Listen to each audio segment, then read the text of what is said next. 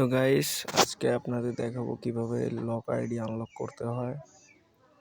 তো ফার্স্টে আপনারা ক্রোমে চলে যাবেন, দেন ক্রোমে আইডি লগ ইন দেবেন। এটা হচ্ছে আমার লক আইডি, ঠিক আছে। তো এইখানে হচ্ছে একটা লিঙ্ক কপি করে দিতে হবে।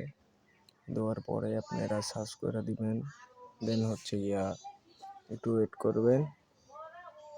ওয়েট করার পরে এরকম একটা ইন্টারফেস আসবে, নেক্সটে ক্লিক, তারপরে ব্যাক টু হোমে ক্লিক করবেন।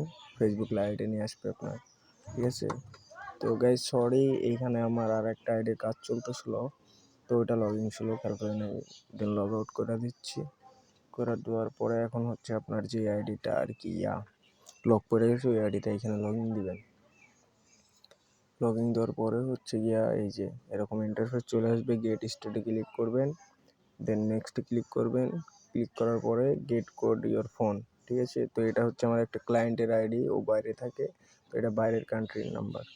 দেন এইখানে কোড বসাই দিলে ওই নাম্বার একটা কোড যাবে, কোড বসাই দিলেই আইডি আপনারা ইজিলি আনলক করে ফেলবেন।